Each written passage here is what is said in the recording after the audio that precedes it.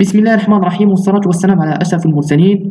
اللهم انفعنا بما علمتنا وعلمنا ما ينفعنا إنك أنت السميع العليم. Bonjour à toutes et à tous. Donc aujourd'hui nous allons entamer un cours très riche. Donc c'est la portée des variables ou bien la portée statique des variables. Donc c'est un cours très riche en informations. Donc vous devez être attentif. Donc pour ne plus tarder plus, on passera au vif sujet.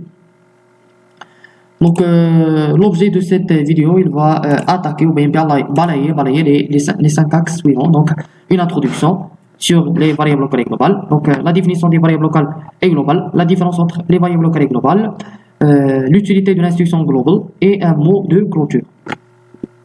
La portée des variables. Donc une introduction. Les variables globales et locales sont des concepts fondamentaux en programmation, y compris en algorithme et en Python. Ils définissent la portée, ou bien scope en anglais, d'une variable, c'est-à-dire l'endroit où cette variable peut être utilisée. Alors, pour la portée des variables, donc pour les variables locales, donc les caractéristiques des variables locales ou bien leur définition. Donc, une variable locale est déclarée à l'intérieur d'une fonction ou d'un bloc de code spécifique. Sa portée est limitée à la fonction ou au bloc où elle est déclarée. Elle n'est pas accessible en dehors de cet espace. Donc un exemple, ici je définis, donc define une fonction nommée f, je lui donne comme paramètre le paramètre d'entrée x, je retourne à la ligne, une indentation et j'écris mon bloc d'instruction. Donc je crée une variable y locale à la fonction nommée f qui reçoit comme paramètre, qui reçoit comme expression l'expression x multiplié par x plus 2 et je retourne l'expression stockée dans y à partir du mot-clé return. Et le résultat, j'affiche ou bien j'appelle la fonction f à l'aide de la fonction de sortie print et comme paramètre d'entrée, je lui donne le 1. Donc pour s'assurer comme sortie, donc x, donc lorsque je fais f print f reçoit 1, donc x reçoit 1, donc y reçoit 1 fois 1 plus 2, ça fait 1 plus 2, ça fait 3, effectivement c'est la même sortie. Donc je récapitule brièvement. Donc une variable locale, c'est une variable qui est déclarée au sein du corps de la fonction. Donc le corps de la fonction c'est, donc je prends le siret, c'est celui-là, c'est cette partie entourée par ce contour rouge.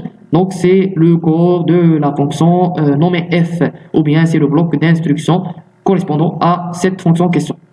Et ici, bien sûr, c'est tout simplement des instructions, bien c'est c'est l'appel de la fonction à l'aide de la fonction de sortie print, tout simplement.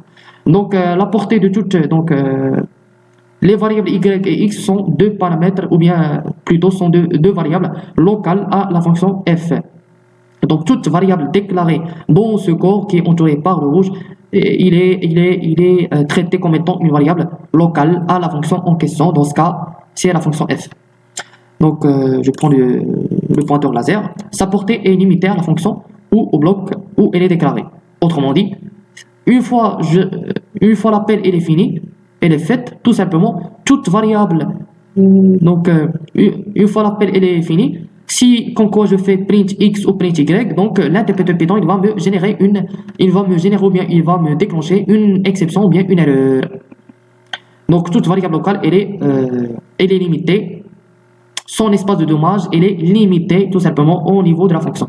Donc une fois que j'appelle la fonction, les deux variables sont détruites automatiquement.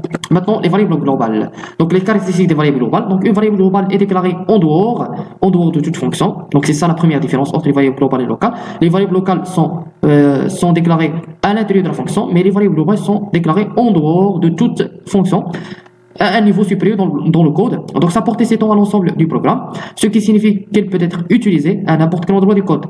C'est-à-dire, il est libre, il peut être utilisé dans n'importe quel emplacement dans votre code, bien sûr. Donc le contenu d'une variable globale est visible à l'intérieur d'une fonction, mais la fonction ne peut pas le modifier. Autrement dit, la fonction ne peut pas modifier le contenu de la variable globale, et la variable globale il est visible à l'intérieur de toute fonction. Donc un exemple, donc je crée une variable nommée a qui reçoit l'objet 6 ou bien l'entier 6. Je définis une variable nommée f, comme paramètre d'entrée je lui donne de x, je retourne à la ligne et mon bloc d'instruction bien le corps de la fonction. Donc je crée une variable locale y à la fonction f qui reçoit l'expression x fois a plus 2 et je retourne la variable y à l'aide du mot-clé return.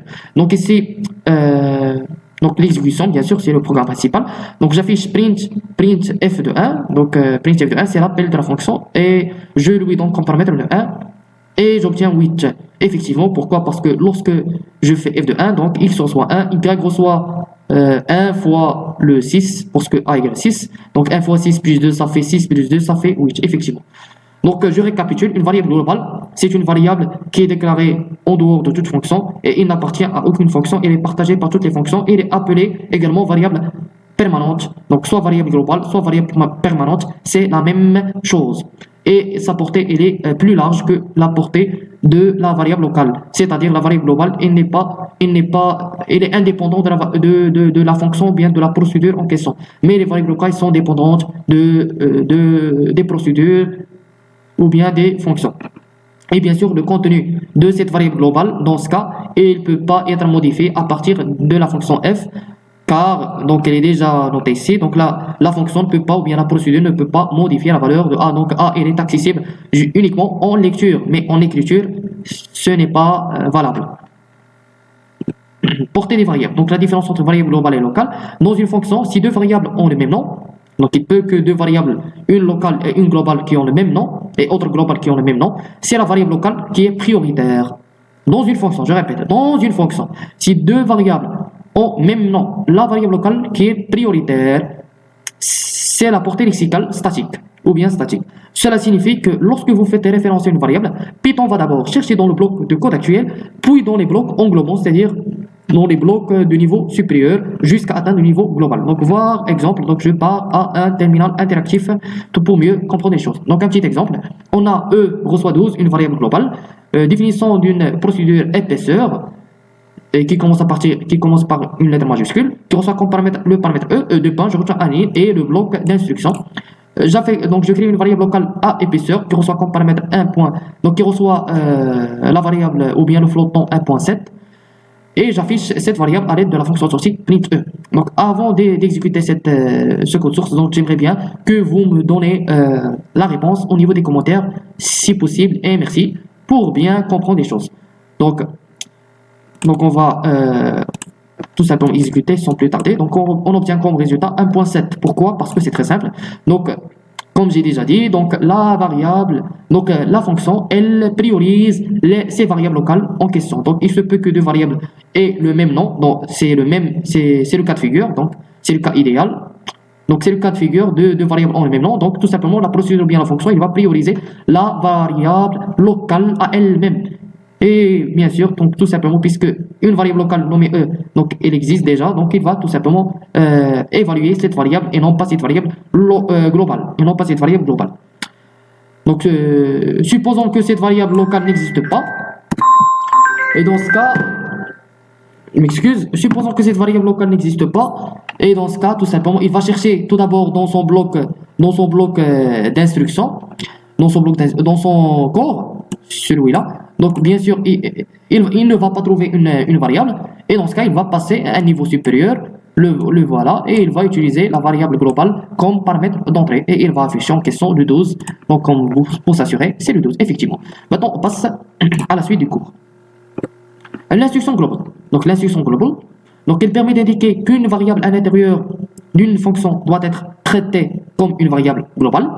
Cela signifie que si vous modifiez la valeur de la variable à l'intérieur de la fonction, la modification, c'est-à-dire, je répète, cela signifie que si vous modifiez la valeur de la variable à l'intérieur de la fonction, la modification affectera la variable globale en question définie en dehors de la fonction. Voir exemple sur terminal interactif. Donc pour mieux comprendre les choses, je propose un petit exemple pour mieux comprendre les choses. Attendez. Pour mieux comprendre les choses, donc on va passer à un terminal interactif, brièvement, global, voilà, un petit exemple. Donc on a un exemple, on a la déclaration d'une variable globale A, on reçoit 15, la définition d'une procédure montée, qui ne reçoit aucun paramètre de point, et le bloc ou bien le corps relatif à cette procédure en question.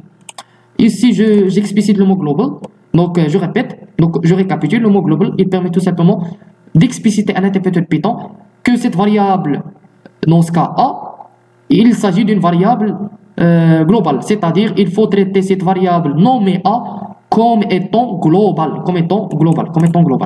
Et ici, j'incrémente le A par 1 et je l'affiche à l'aide de la fonction de sortie A. À l'aide de la fonction de sortie print plutôt. Donc, donc c'est ça en gros la fonction de global. Donc, global, donc la syntaxe générale, vous mettez le mot-clé global en minuscule, espace et le nom de la variable à évaluer. Donc, elle permet tout simplement, donc global, il permet d'expliciter un interpréteur qu'il s'agit d'une variable globalement, qu'il s'agit d'une variable à traiter globalement, et d'autre part, la procédure, bien la fonction en question, elle peut dans ce cas modifier le contenu de la variable globale, car on a déjà dit précédemment qu'une fonction ou bien une procédure en général, elle ne peut pas modifier le contenu de la variable globale. Elle permet juste de lire le contenu de cette variable en question. Donc, on peut dire que la variable globale, en général, elle est accessible en lecture seule au niveau d'une fonction ou bien d'une procédure. Mais lorsque j'explicite le mot-clé global, A, et donc je peux modifier le contenu ou bien la valeur de la variable globale en question. Donc, dans ce cas, on va juste... Donc, ici, on a les appels. Donc, on a le premier appel de la procédure, deuxième appel, et puis j'affiche le A. Donc, on va l'exécuter. J'aimerais bien que vous me donnez la réponse avant de voir l'exécution et j'exécute. Sans tarder plus. Donc, ici, def monté. Donc, ici, on a A reçoit 15. Donc, def monté, tout simplement. Donc, premier appel. Le premier appel. Donc, j'appelle global A. C'est quoi A? Donc, il va chercher le A. Il n'y a pas de A. Donc, il va y aller à un niveau supérieur. Il va évaluer ou bien il va travailler avec la valeur de la variable globale A. Et donc, il va incrémenter cette variable par un pas de 1 et donc on va obtenir 15 plus 1 ça fait 16 et donc j'affiche A et j'obtiens 16 et bien sûr la valeur également réelle de la variable globale A elle est également écrasée, autrement dit la valeur 15 elle est écrasée et la nouvelle valeur sera affectée à A et c'est la valeur exactement 16. Au niveau du deuxième appel c'est la même chose, donc déjà A elle est modifiée, il contient maintenant 16 et donc je l'incrémente par 1 j'obtiens 17 également. Et donc, une deuxième modification de A, et elle sera, dans ce cas, donc elle est déjà 16 précédemment, avant d'appeler cet appel, ce deuxième appel. Une fois j'appelle le deuxième appel, donc A déjà égal à 16, donc elle s'incrémente par 1 et devient 17. Donc j'affiche tout d'abord montée 17, et j'affiche une autre fois le contenu de A qui est 17, voilà, qui a été modifié une deuxième fois lorsque j'ai appelé ma procédure montée une deuxième fois. Donc c'est ça en gros, il n'y a pas d'exercice d'application. Donc c'est ça en gros, la portée des variables. Donc je récapitule très brièvement. Donc les variables globales et locales, la différence entre ces deux variables. Les variables globales ou bien les variables permanentes, ils sont partagés par toutes les fonctions et ils n'appartiennent à aucune fonction.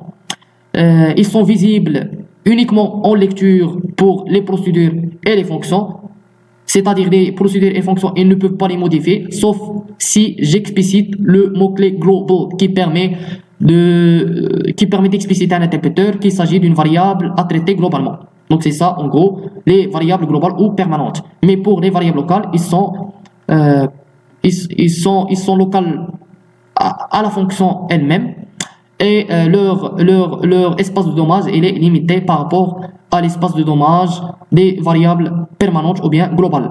Donc c'est ça en gros la différence entre les deux. Et merci pour votre attention. Si vous en avez des suggestions, vous pouvez les expliciter. Si vous en avez aimé la vidéo, n'hésitez pas de la liker et activer la cloche de notification si vous n'en avez pas encore fait cette procédure, donc vous pouvez l'activer pour recevoir toute éventualité et notification. Et merci pour votre attention. Wassalamu alaikum wa rahmatullahi ta'ala wa barakatuh. Prochainement, Inch'Allah, nous allons entamer les listes. Donc soyez attentifs et à jour. Et merci. Wassalamu alaikum wa rahmatullahi ta'ala wa barakatuh.